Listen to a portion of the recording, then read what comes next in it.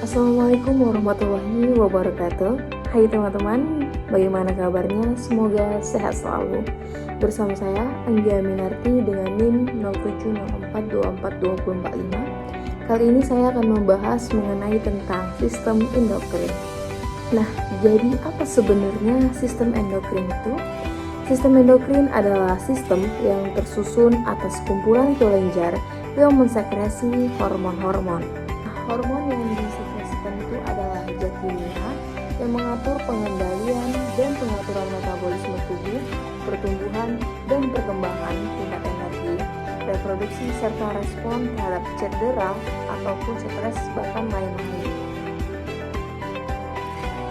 Nah, seperti yang sudah kita singgung barusan tadi, kelenjar endokrin disebut juga kelenjar buntu karena tidak memiliki saluran pembuangan, tidak punya saluran sendiri, bahkan hormon yang disekresi oleh kelenjar endokrin itu akan masuk ke dalam aliran darah yang diangkut melalui organ targetnya. Adapun ciri-ciri kelenjar endokrin yaitu terdapat sel-sel penghasil hormon, lalu tidak ada saluran keluar, dan sekitar kelenjar itu banyak pembuluh darah. Sel-sel yang terpisah juga ada sel yang berkelompok. Lokasi sel kelenjar itu membentuk organ kelenjar endokrin dan terdapat sistem organ lain seperti sistem reproduksi, pencernaan, bahkan sistem saraf. Nah, hipotalamus itu berbentuk seperti corong pipi yang mengatur fungsi tubuh mulai dari keseimbangan cairan hingga fungsi seksual dan melakukan banyak perannya melalui kelenjar pituitari.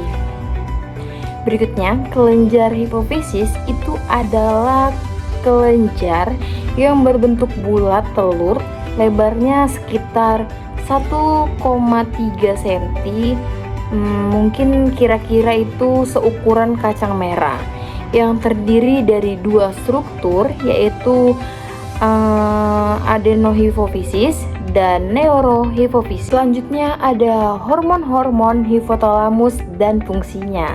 Jadi hipotalamus menghasilkan setidaknya 8 hormon yang sangat penting dan mengatur hipofisis anterior.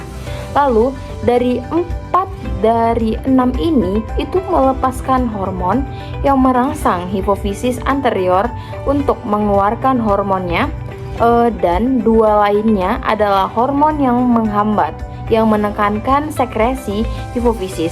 Ada beberapa kelenjar endokrin dalam tubuh kita. Yuk kita bahas satu persatu. Mulai dari kelenjar pineal yang terletak di bagian dorsal pituitary, itu letaknya di otak. Kelenjar pineal ini fungsinya adalah untuk mensekresikan hormon melatonin. Melatonin ini berfungsi untuk menimbulkan rasa kantuk dan tidur alami. Jadi, jika fungsi melatonin terganggu, itu dapat terjadi insomnia atau kita tuh sulit tidur. Berikutnya, kelenjar hipofisis yang terletak di bagian ventral atau bagian depan dari pineale. Hipofisis biasanya disebut dengan master of glands karena mengatur kelenjar lainnya. Jadi, di lobus anterior itu menghasilkan 5 hormon yang dimana ada CTH atau somatotrofin hormon, lalu ada TSH yaitu thyroid stimulating hormone, dan ACH itu adrenochromatoid hormone, lalu ada GH gonadotrophic hormone. Di bagian GH itu terbagi lagi menjadi VCH dan LH, lalu terakhir ada latotrophic hormone atau sering disebut prolaktin.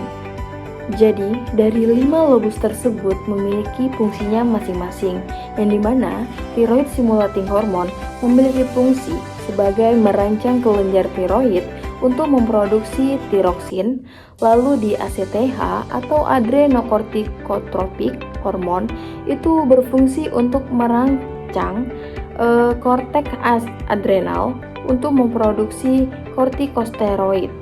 Lalu di VCH itu berfungsi untuk mendorong pembentukan dan pematangan gamet, Lalu di LH berfungsi sebagai mendorong sekresi hormon reproduksi di ovarium dan testis. Dan terakhir prolaktin berfungsi untuk menstimulasi sekresi air susu oleh kelenjar susu. Nah, bisa kita lihat bareng-bareng di samping merupakan gambar histologinya, yang dimana terdapat beberapa, yaitu ada kosma optikum yang sebagian besar terdiri dari akson atau serabu saraf, dari sel ganglion retina dan sel glia. Lalu ada hipotalamus yang terdiri dari neuron, neurosektori, ada vasopresin, termosensitif, dan sensitif glukosa, serta sel glia. Lalu yang ketiga itu ada tangkai hipofisis, hipofisis posterior, dan hipofisis anterior. Berikutnya kita beralih ke lobus media, yang dimana menghasilkan hormon melanosit stimulating hormone atau MSH yang berfungsi mengatur produksi dan distribusi pigmen melanin oleh sel-sel melanosit. Berikutnya ada lobus posterior, yang dimana ada vasopresin antidiuretik hormon atau ADH yang mengontrol jumlah urin dengan cara menyerap air dari ginjal dan meningkatkan tekanan darah. Lalu ada oksitosin, yang dimana memicu kontraksi uterus atau rahim pada saat melahirkan dan memicu kelenjar susu saat mengeluarkan ASI.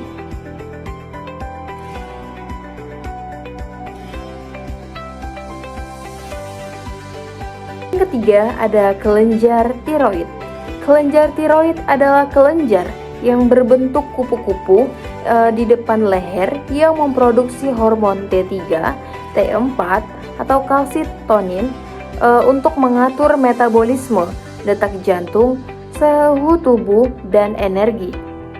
Nah, di kelenjar tiroid itu terdapat sel folikuler dan sel parafolikuler atau sel C. Di kelenjar tiroid memiliki hormon yang tadi ada T4, T3, serta kalsitonin, yang dimana T4 dan T3 itu berfungsi untuk meningkatkan kecepatan reaksi kimia di sebagian besar sel, lalu meningkatkan laju metabolisme tubuh. Sedangkan di kalsitonin itu berfungsi untuk menambah deposit kalsium di tulang dan mengurangi konsentrasi ion kalsium di cairan ekstraseluler.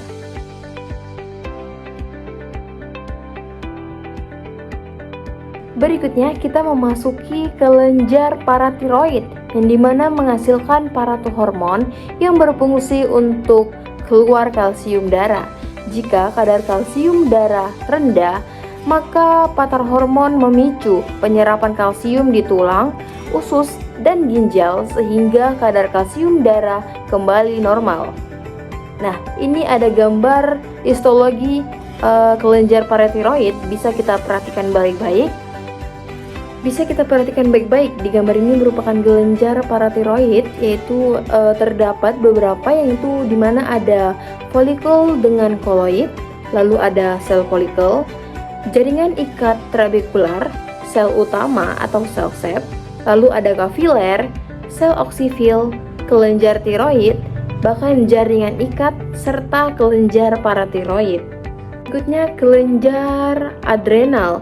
Kelenjar adrenal juga dikenal sebagai kelenjar suprarenalis, adalah kelenjar endokrin berbentuk segitiga yang terletak di atas ginjal. Kelenjar ini merupakan struktur majemuk yang terdiri dari korteks pada bagian luar dan medula pada bagian dalam.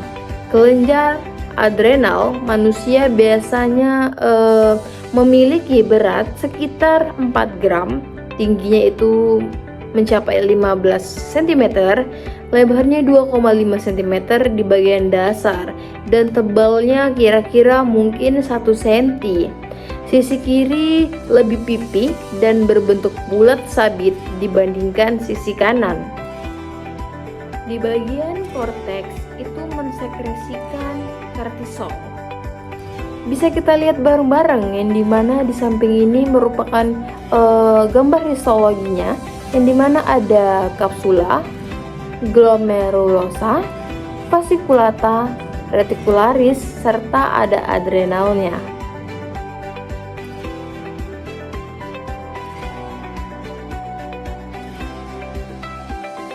Lalu yang terakhir ada kelenjar pankreas. Kelenjar pankreas terdiri dari dua jaringan, yaitu asini yang mensekresi getah pencernaan ke duodenum, dan pulau Langerhans yang mensekresi insulin dan glukagon langsung ke darah. Kelenjar pankreas terdiri dari 1,2 juta pulau Langerhans yang terdiri dari sel alfa, sel beta, sel delta, bahkan F. Tiap pulau Langerhans itu berukuran 100 sampai 500 yang terdiri dari 3000 penghasil hormon yang menyatu dalam satu jalinan. Lalu pankreas itu berfungsi sebagai organ endokrin dan eksokrin. Sebagai kelenjar eksokrin itu akan menghasilkan enzim-enzim pencernaan, sedangkan sebagai kelenjar endokrin itu menghasilkan hormon. Nah, barusan saja kita singgung bahwasannya pankreas itu terdiri dari 1 sampai 2 juta pulau Langerhans yang setiap pulau itu tersusun mengelilingi pembuluh kapiler kecil yang merupakan tempat penampungan hormon yang disekresikan oleh sel-sel tersebut. Pada pulau Langerhans itu terdapat 3 jenis sel utama, yaitu ada sel A atau sel alfa. Sekitar 25% dari seluruh sel di pulau Langerhans yang berfungsi untuk mensekresi hormon glukagon. Lalu ada sel B atau sel beta, sekitar 60% dari seluruh sel pulau Langerhans yang berfungsi mensekresi hormon insulin.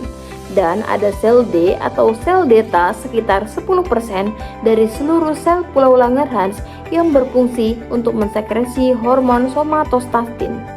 Nah, ini merupakan contoh gambar histologi dari kelenjar pankreas, atau bisa disebut bisa kita lihat bahwasannya yang mana pulau Langerhans itu.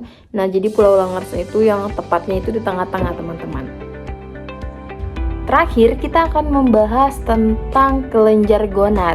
Jadi teman-teman, kelenjar gonad atau sering disebut dengan kelenjar kelamin, meskipun fungsi utamanya adalah memproduksi sel-sel kelamin, namun kelenjar kelamin juga memproduksi hormon. Jadi kelenjar kelamin laki-laki itu terdapat pada testis, sementara kelenjar kelamin perempuan itu berada pada ovarium. Nah, jadi kita penasaran sebenarnya apa sih itu kelenjar gonad? Jadi kelenjar gonad merupakan kelenjar endokrin yang dipengaruhi oleh gonadotropin, hormon yang disekresi oleh kelenjar pituitari. Hipofisis menghasilkan 2 jenis gonadotropin yang mengatur fungsi alat reproduksi, yaitu hormon pemacu folikel atau FSH dan hormon LH. Jenis kelenjar gonad pada wanita yaitu ovarium. Gonad wanita dihasilkan dari ovarium. Ovarium itu berbentuk memanjang yang terletak di wilayah atau di samping gelembung gas yang terkadang berjumlah sepasang. Ovarium bergantung pada bagian atas hingga tubuh dengan perantaran sevaria. Ini merupakan gambar dari sel ovarium, teman-teman, yang dimana menghasilkan hormon penting pada wanita. Itu ada hormon estrogen dan hormon progesteron. Hormon estrogen itu berfungsi untuk mempertahankan dan mengembangkan tanda kelamin sekunder pada wanita. Bisa juga mengatur siklus haid. Lalu sedangkan di hormon progesteron itu berfungsi untuk mempengaruhi perkembangan fetus saat kehamilan. Juga bisa untuk menjaga kelenjar ASI. Dari bagian anatominya bisa kita lihat baik-baik, yang dimana di situ terdapat ovari yang fungsinya untuk menghasilkan sel telur dan hormon estrogen progesteron. Lalu juga terdapat fallopian atau uterin tube yang menyalurkan sel telur tempat terjadinya pembuahan. Juga ada primbriae yang dimana menangkap sel telur dari ovarium. juga ada uterus atau sering kita kenal dengan rahim sebagai tempat tumbuh dan berkembangnya janin. Lalu juga ada fundus yang dimana fungsinya bagian atas rahim itu petanda pertumbuhan kehamilan. Juga ada endometrium yang dimana tempat menempelnya embrio lurus saat menstruasi. Juga ada meometrium yang dimana fungsinya sebagai otot rahim untuk kontraksi pada saat haid dan persalinan. Terakhir ada serviks yang dimana fungsinya untuk menghubung rahim sampai vagina, itu mengatur masuknya sperma. Kalau tadi kita bahas mengenai tentang kelenjar gonad pada wanita, sekarang kita beralih pada kelenjar gonad pria yang dimana jenis kelenjar gonad pria itu terdapat testis yang merupakan kelenjar kelamin yang hanya ada pada pria. Adapun 2 buah testis yang dibungkus rapi dengan skrotum. Salah satu hormon yang dihasilkan oleh kelenjar kelamin pria ini bisa kita lihat bareng-bareng. Di samping ini merupakan gambar anatominya dari kelenjar gonad laki-laki yang dimana terdapat kandung kemih. Fungsinya untuk menampung urin sebelum dikeluarkan. Lalu juga ada kelenjar prostat yang dimana fungsinya untuk menghasilkan cairan yang membantu melindungi dan mengaktifkan sperma. Juga di sini terdapat uretra yang dimana fungsinya untuk saluran keluar urin dan sperma. Juga terdapat di sini ada vas deferens yang dimana fungsinya untuk menyalurkan sperma dari testis ke uretra. Lalu juga di sini ada testis yang dimana fungsinya untuk menghasilkan sperma dan hormon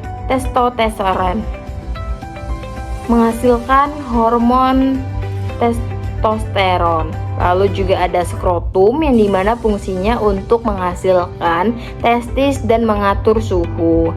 Dan juga terdapat kepala penis yang dimana fungsinya untuk bagian sensitif untuk rangsangan seksual. Terakhir juga ada lubang penis, pastinya fungsinya sebagai tempat keluarnya urin.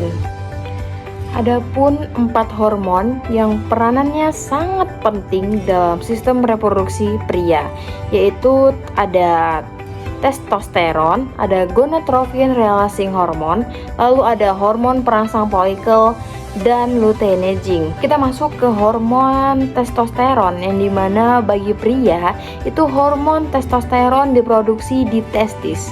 Jadi ovarium pada wanita itu juga membuat hormon ini, namun dalam jumlah yang lebih kecil. Jadi testosteron merupakan hormon yang sering dikaitkan sebagai hormon dorongan seks dan memiliki peran yang penting dalam reproduksi sperma.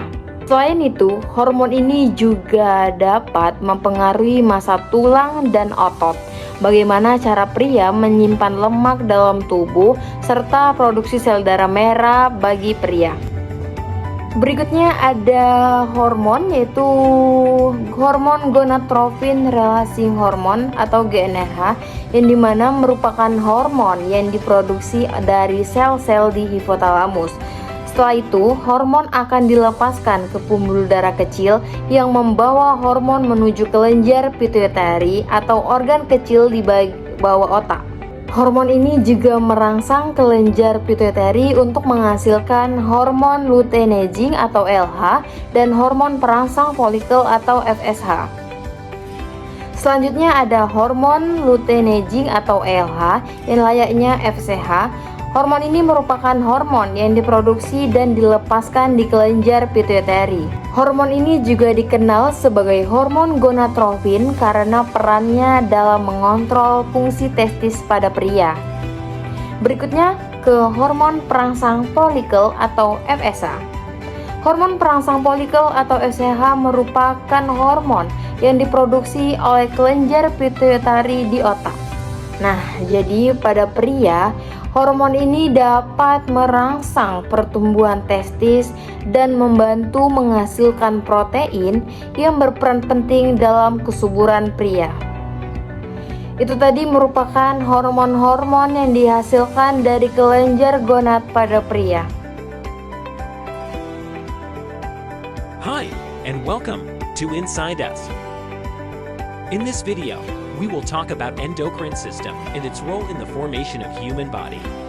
The endocrine system is a complex network of glands and hormones that regulate various bodily functions, including growth, development, metabolism, and reproduction. The endocrine system works closely with the nervous system to help the body respond to changes in the environment. Pituitary gland. The pituitary gland, also known as the master gland, is located at the base of the brain and plays a key role in regulating the endocrine system. It produces several hormones, including growth hormone, which stimulates growth and cell reproduction, prolactin, which stimulates milk production in females, thyroid-stimulating hormone, which regulates the thyroid gland, and adrenocorticotropic hormone, which regulates the adrenal glands. Thyroid gland.